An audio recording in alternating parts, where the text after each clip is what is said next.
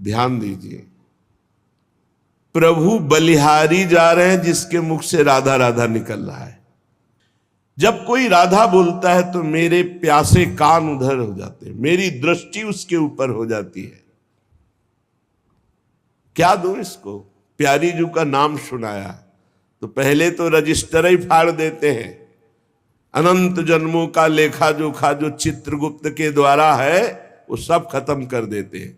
प्रेम में आविष्ट होकर सोचते हैं राधा नाम के बदले में इसको क्या दूं, तो त्रिभुवन में राधा नाम के बदले में ये माया वाली वस्तुएं देने योग्य थोड़ी है। तो प्रभु स्वयं अधीन हो जाते हैं। जे भी सनकादि ने भगवत लीला चरित्र प्रारंभ किया,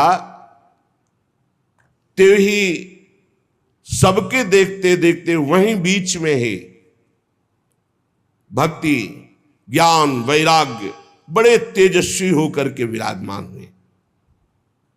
जब अनंत जन्मों के पुण्यों का योग बनता है तो संसार चक्र से भटकते हुए जीव को सत्संग मिलता है, और जब वो सत्संग में भगवत चर्चा सुनता है तो निश्चित इसी जन्म में उसे भगवत प्राप्ति हो जाती है।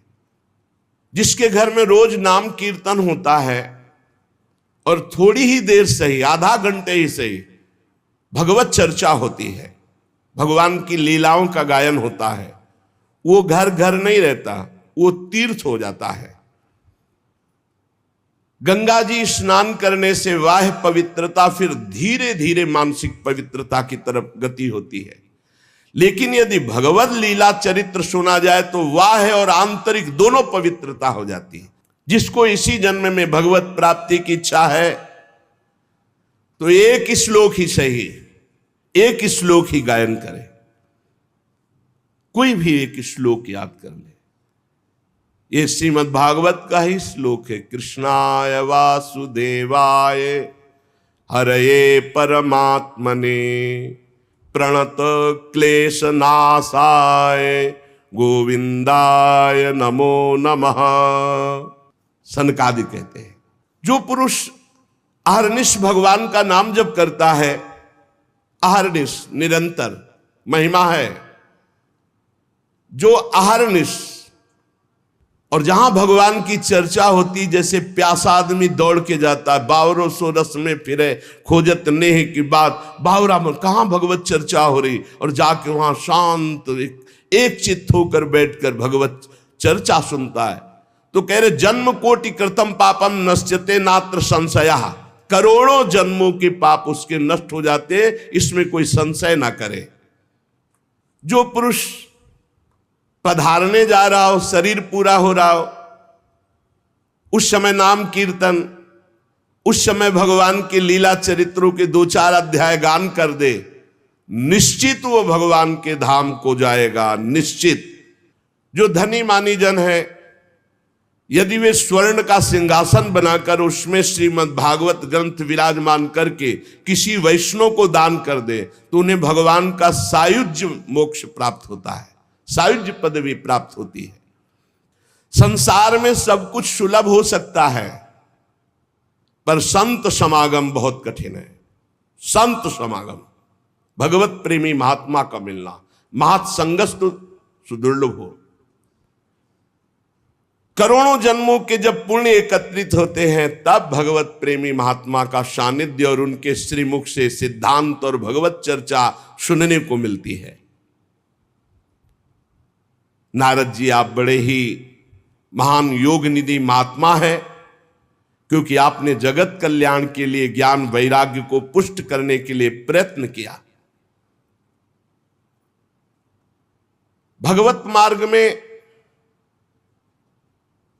भगवत लीला कथा श्रवण रसास्वादन करने के लिए झूठ बोलना त्यागना आवश्यक है। दूसरा, व्यभिचार। झूठ बोलना और व्यभिचार करने वाला, चाहे वो कथा कहे या कथा सुने, उसे स्वाद नहीं आएगा। इसलिए सनकादि कह रहे सत्य भाषण और ब्रह्मचर्य पालन। जो फल तपस्या, योग और समाधि से भी प्राप्त नहीं हो सकता, वो भगवान की लीला कथा अमृत सुनने से प्राप्त हो जाता है। शनकादि ने महिमा वर्णन की। शौनक जी ने पूछा, सूत जी ये तो आपने बड़े आश्चर्य की बात कही। इस श्रीमद् भागवत में ब्रह्मा जी के भी आदि कारण प्रभु श्री हरि का निरूपण किया गया है, परंतु ये मोक्ष की प्राप्ति में ज्ञानादि सभी साधनों से बढ़कर के है, ऐसा सनकादि जी ने कहा। सूत जी ने कहा, शौनक जी इसका एक गुप्त रहस्य है। जब भगवान श्री कृष्ण इस धराधाम को छोड़कर अपने परम धाम को जाने लगे, तब उनके मुखारविंद से एकादश स्कंद का ज्ञानोपदेश सुनकर के उद्धव जी ने पूछा। उद्धव जी ने कहा, गोविंद अब तो मुझे दिखाई दे रहा है कि आप अपना कार्य पूर्ण करके परम धाम को पधारना चाहते हैं। मुझे मेरी चिंता नहीं है, मैं तो आपके जूठन के प्रभाव से, नाम जप के प्रभाव से, आपके उपदेश के प्रभाव से परम पद की चिंता नहीं करता। एक चिंता मेरे हृदय में है, घोर कलिकाल आपके जाते ही आ जाएगा, अपना प्रभाव दिखा देगा। इसमें दुष्टों की बाहुल्यता होगी, संतों का संसर्ग मिलना बड़ा कठिन हो जाएगा। यहां जो मिलेंगे भी तो छल कपट और उग्र प्रकृति के, इसलिए ये पृथ्वी बड़ी दूषित हो जाएगी।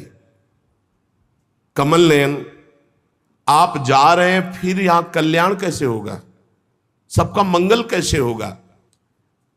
प्रभास क्षेत्र में उद्धव जी के वचन सुनकर भगवान ने उद्धव जी की बात पर विचार किया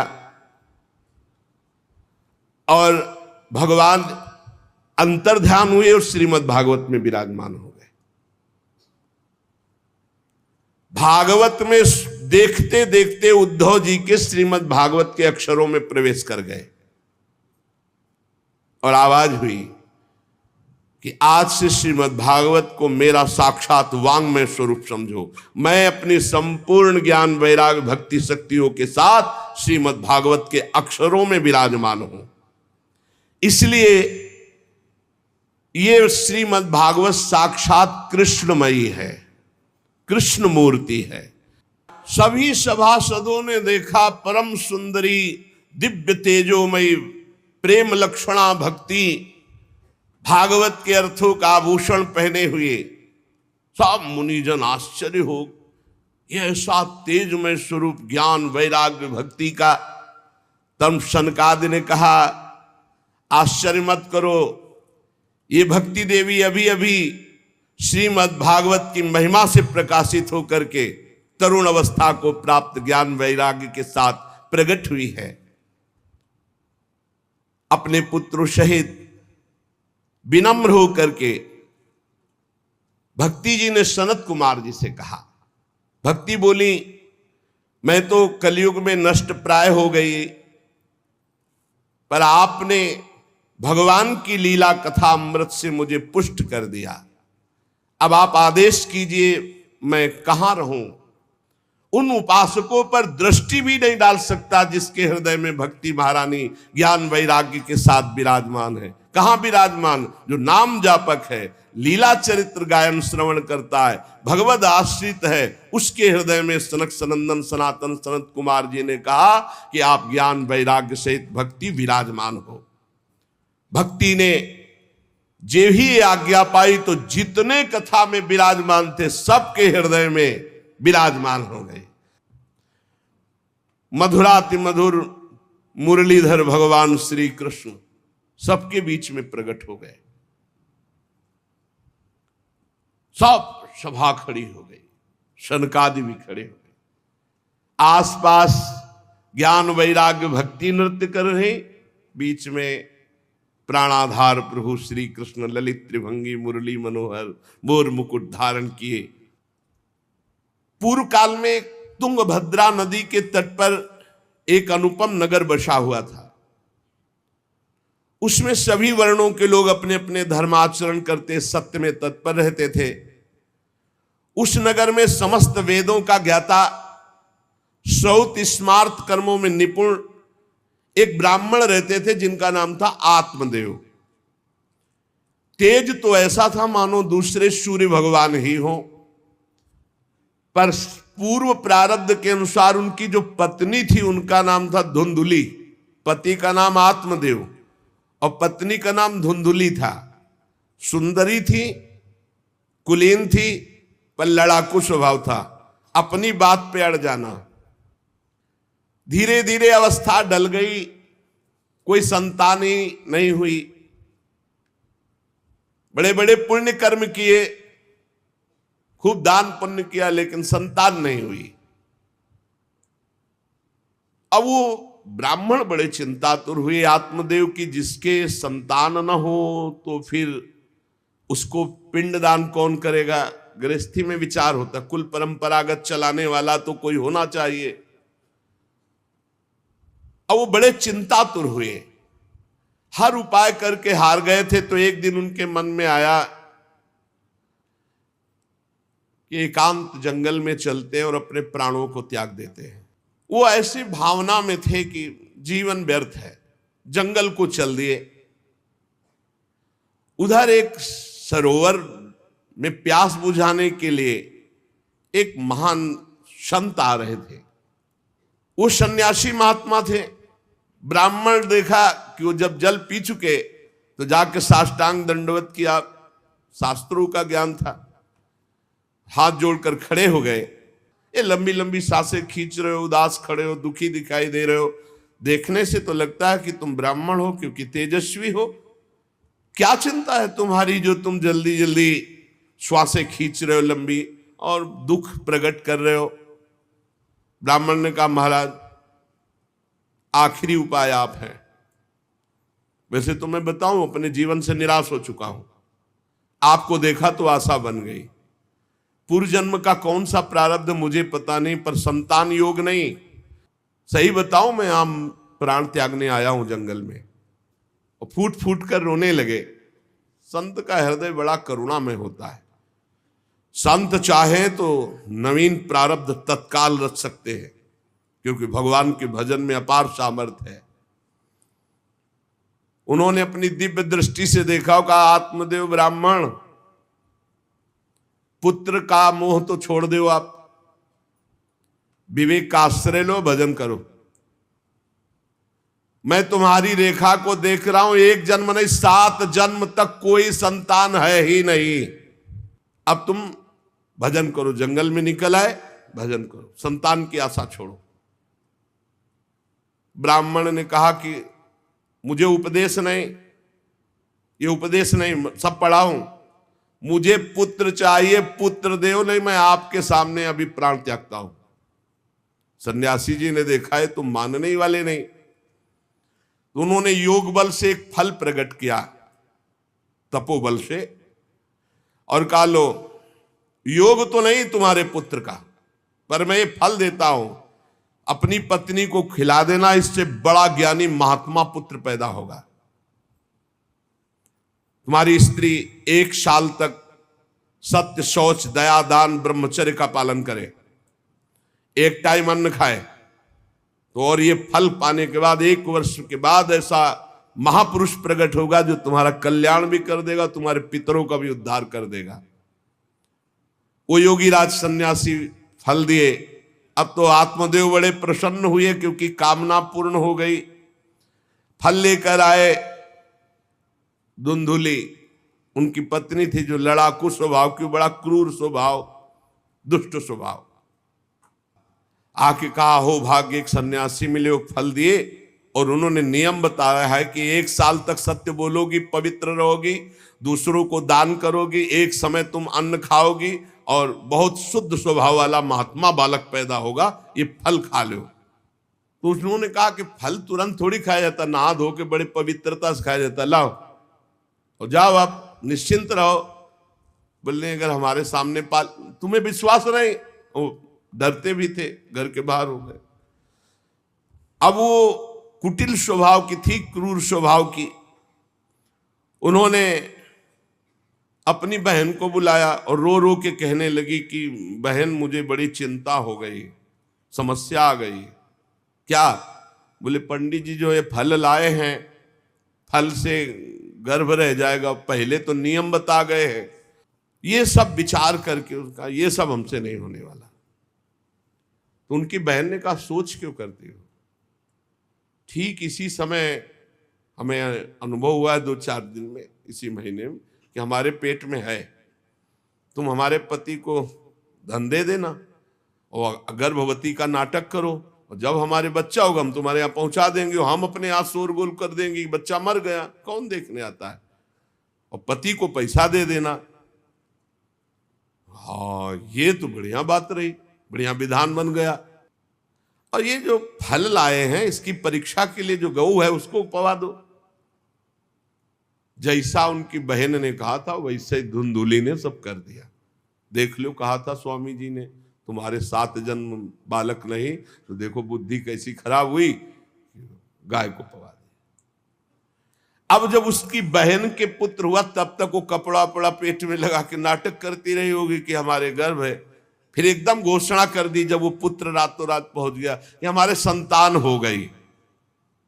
उसके पिता को अच्छा धन दे दिया, वो धुंधुली को ला करके बहन का बेटा दे दिया। आत्मदेव तो बहुत आनंद हो गए, बालक के जात कर्म संस्कार कराए, खूब दान पुण्य किया, मांगलिक कृत्य किए। धुंधुली ने अपने पति से कहा कि पता नहीं क्या कारण है, मेरे वक्षा स्थल में दूध तो है नहीं, और अभी नया बालक है, बिना मां के दूध के जीवित नहीं रहेगा, तो हमारी बहन के बालक हुआ था पधार गया है, उसको बुला ले क्या? अरे उन्होंने कहा बिल्कुल बुलाओ, हम और पैसे देंगे, स्वागत करेंगे, हमारा बच्चा पुष्ट होना चाहिए। बहुत बुद्धि लगाते हैं क्रूर स्वभाव के लोग, कैसा एकदम फिट कर लिया विधान। अब उसको बुला लिया बालक का पालन पोषण करने के लिए पैसे के बाद, और वो असली मां तो वही है ही है। पुत्र की रक्षा के लिए जो जो कहा आत्मदेव ने वो सब स्वीकार कर लिया। 3 महीने इस बालक के व्यतीत होने के बाद, उन्होंने कहा था 1 साल बाद होगा, 3 महीने व्यतीत होने के बाद गौ के बच्चा हुआ मनुष्याकार, केवल कान गौ के, पूरा मनुष्याकार, सर्वांग सुंदर, दिव्य तेजोमय, स्वर्ण की सी कांति, क्योंकि वो योगी के तप का। ब्राह्मण देवता नाच पड़े कि भगवान जब दिए तो कितना आनंद, घर में भी बच्चा और गौ के भी बच्चा ही हुआ। खूब संस्कार करके मंगलदान, बड़े प्रसन्न हैं। सब लोग कहते आत्मदेव का देखो कैसा भाग्य बदला कि घर में भी पुत्र हुआ, गौ के भी पुत्र हुआ, बछड़ा नहीं, केवल कान भर। कैसे आश्चर्य की बात, दिव्य बालक उत्पन्न हुआ। पर इस गुप्त रहस्य का किसी को पता नहीं। आत्मदेव ने देखा कि बालक पूरा मनुष्याकार, केवल कान, गाय के तो नाम रखा गोकर्ण। और धुंधुली ने किसी शास्त्रीय पद्धति से नहीं, अपनी पद्धति से, हमारा नाम धुंधुली तो हमारे लड़के का नाम होगा धुंधकारी, उसका नाम रखा धुंधकारी। कुछ काल व्यतीत हुआ, दोनों जवान होने लगे। गोकर्ण में पूर्ण वैदिक सिद्धांत, धर्म पूर्वक, बड़े ज्ञानी महात्मा, और धुंधकारी पूर्ण दुष्ट और बड़ा हुआ हिंसक स्वभाव, अस्त्र शस्त्र धारण करके अब धीरे धीरे व्यभिचार करने लगा, वैश्याओं से संपर्क रखने लगा। संपत्ति थी ही, सारी संपत्ति वैश्याओं को। एक दिन पिता ने कहा आत्मदेव ने कि तुम्हारे आचरण इतने आसुरी प्रभाव के, हमें लगता है कि तुम हमारा सर्वनाश करने के लिए प्रकट, ये क्यों करते हो? तो खूब गिरा गिरा के मारा आत्मदेव को। सन्यासी की बात अब याद आई कि तुम्हारे भाग्य में पुत्र सुख नहीं है, खूब मारा आत्मदेव को। जब इतनी जोर से मार रहा था तो थोड़ी तो दया आई कि पति है, बचा ले, तो धुंधुली गई, तो फिर धुंधुली की दम जम के पिटाई की। अब वो तो राक्षसी स्वभाव। अब जब सारी संपत्ति स्वाहा, खाने को भी नहीं, तो धुंधुली बैठ के रोती। पिता बैठ के रो रहे थे। मैं सन्यासी की बात मान जाता तो गोकर्ण जी आए और उन्होंने कहा पिताजी छोड़ो इसे, आपका शरीर नष्ट हो जाएगा, इसलिए मेरी प्रार्थना मानो, आज से निकलो घर से और वन में जाओ, भगवान का चिंतन करते हुए जीवन व्यतीत करो। बस उसी समय गोकर्ण को मन से प्रणाम करके कि भगवान गुरु रूप से इसी रूप में आकर मुझे उपदेश दे रहे हैं, उसी समय आत्मदेव जी ने तो घर छोड़ दिया और वन की यात्रा की। बड़ी निष्ठा से अपनी बुद्धि को समेटा संसार से और रात दिन भगवान के चिंतन में लगा दिया। भगवान के चिंतन और भागवत के 10वें स्कंद का रोज पाठ पूरा, इसके प्रभाव से श्री कृष्णचंद्र की प्राप्ति हुई, गोकर्ण जी के उपदेश से आत्मदेव की। अब जब पिता वन को चले गए तो और छूट, वैसे मानता तो था ही नहीं पर और छूट हो गई। अब धुंधकारी ने उठाई लाठी डंडा, जो धुंधुली की डट के पिटाई की और कहा बता धन कहाँ है। अब जितना धन था तो सब ले गया। किसी तरह वो छूट पाई तो भागते हुए जाकर कुएं में गिरकर अपने शरीर को नष्ट कर दिया कि रोज की पिटाई से अच्छा एक बार दुर्गति को प्राप्त हुई। योगनिष्ठ गोकर्ण जी ने जब देखा कि धुंधकारी का आतंक बढ़ रहा है तो उन्होंने छोड़ दिया। जो ज्ञानी पुरुष होते प्रपंच नहीं स्वीकार करते, उनको कोई सुख दुख इससे नहीं, उदासीन भाव से तीर्थ यात्रा को निकल गए। धुंधकारी ने 5 वैश्याओं को अपने संग में रखा, सब नौजवान वैश्याएं। अब उनके लिए पशुओं का मांस चोरी करके उनकी मनोकामनाएं पूरी करना। एक दिन उन वैश्याओं ने कहा कि हमको तो हार नहीं पहनाया आज तक, कामना होती है। अब 5 को हार लाने के लिए तो बहुत रुपया चाहिए। जिसको देखता काट करके जो मिलता धन एकत्रित करके 5 के लिए सुंदर आभूषण। स्त्रियों ने सोचा कि नित्य नवीन चोरी करता है, आज हमने हार के लिए कहा तो 5 के लिए व्यवस्था कर दिया। पकड़ा जाएगा, जब ये पकड़ा जाएगा तो राजा इसे फांसी देंगे तो हमको भी 5 को फांसी मिलेगी, मरना तो है ही है ना इसे। 5 ने विचार किया, 5 ने गुप्त रूप से ऐसा संकल्प बना लिया। धुंधकारी सो रहा था, 5 गए, अब 4 उसमें लग गए और एक जो है रस्सी से पूरा चारपाई पे बांध दिया।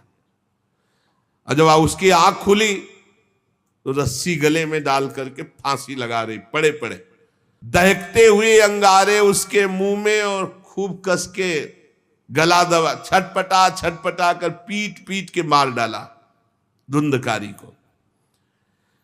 और उसके शरीर को वहीं घर में एक गड्ढा बना के 5 ने गाड़ दिया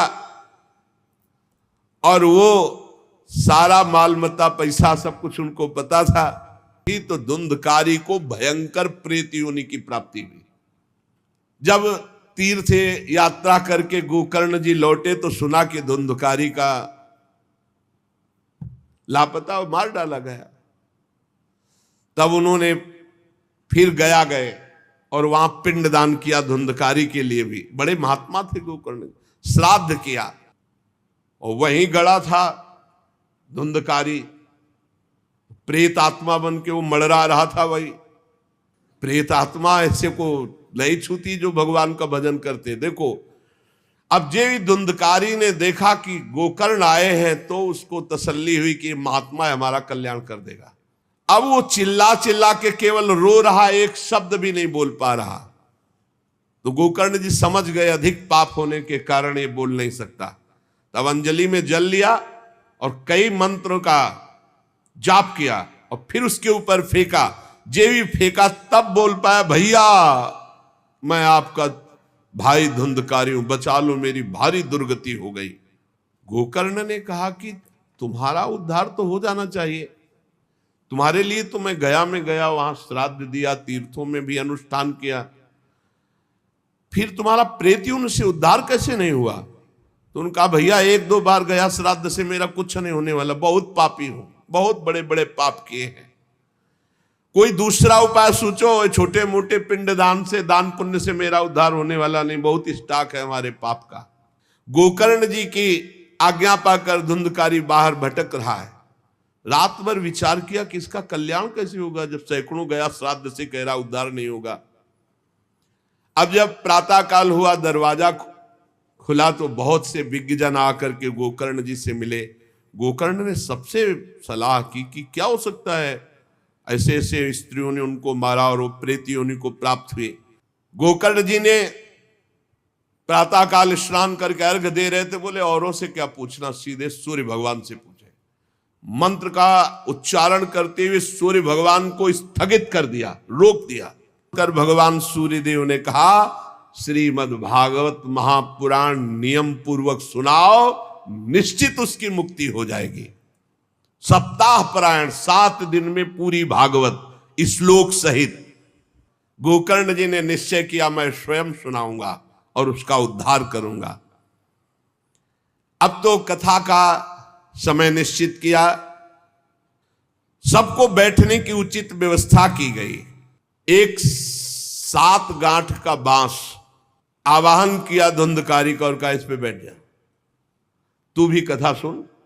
गोकर्ण जी ने एक वैष्णव को मुख्य श्रोता बनाया और प्रथम स्कंद से स्पष्ट स्वर में कथा सुनानी प्रारंभ की, श्लोक और अर्थ।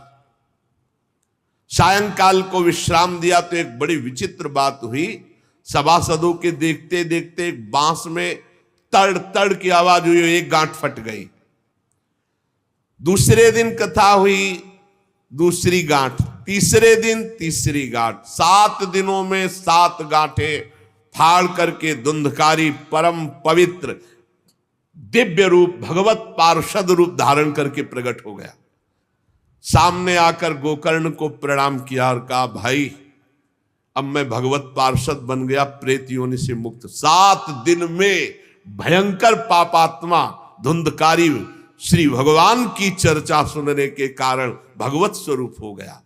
एक दिव्य विमान आया, भगवान वैकुंठ नाथ के पार्षद, मंडलाकार तेजो में विमान, और सबके देखते देखते कहा, धुंधकारी आओ। और वो दिव्य पार्षद रूप विमान पे चढ़ा।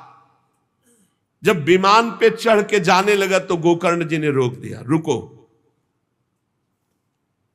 ये क्या, कथा तो शास्त्रों लोगों ने सुनी, तो आपको शास्त्रों विमान लाना चाहिए और सबको बैठाल कर ले जाना चाहिए, क्योंकि हमारे सुनाने में कोई भेद नहीं था और ये सुन भी सब ध्यान से रहे थे। तो भगवत पार्षदों ने कहा, आपके सुनाने में कोई भेद नहीं था, पर सुनने में भेद हो गया है, श्रवण भेद हो गया।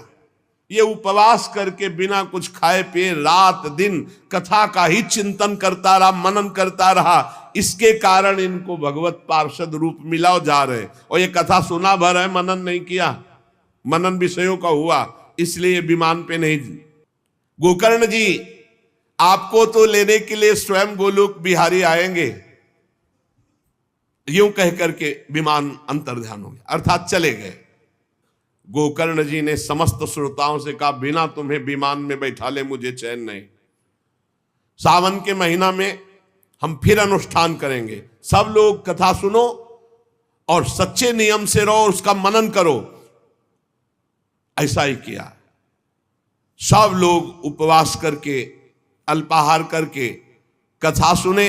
और जे ही 7 दिन में कथा की समाप्ति हुई तो भगवान के बहुत से पार्षद विमान लेकर आए और जितने कथा सुनने वाले थे सबको परम धाम ले गए। और भगवान ने गोकर्ण जी को स्वयं गोलोक बिहारी हृदय से लगाया। जे भी हृदय से लगाया तो गोकर्ण भगवत स्वरूप हो गए। वही किरीट श्यामवर्ण पीतांबर धारण किए हुए, कुंडल आदि से विभूषित। यहां तक कहते हैं कि उस कथा में सुनने में जो कुत्ते भी बैठे थे वो भी गोकर्ण जी की दृष्टि पड़ने पर विमान पर बैठकर भगवत धाम को गए। भक्तवत्सल भगवान श्री कृष्ण इतने गोकर्ण जी पर प्रसन्न हुए कि तुमने सबको कथा सुनाकर मंगल अनुष्ठान। इसलिए गोकर्ण जी जिस जिसको चाहा, मालूम कथा सुनकर कुत्ता मनन तो नहीं कर सकता, लेकिन गोकर्ण जी ने मनन किया कि ये कुत्ता भी कथा में बैठा था, इसका भी भगवत उद्धार हो जाए। ये आप इसीलिए आसपास जो ये जीव जंतु सब भगवत स्वरूप हो जाते हैं। बड़े बड़े सिद्धों को जो गति नहीं मिलती, भगवान की लीला कथा सुनने से, गोकर्ण जी के प्रभाव से धुंधकारी सहित समस्त श्रोताओं को भगवत धाम की प्राप्ति हुई। शेष चर्चा आगे। श्री राधा वल्लभ लाल की जय।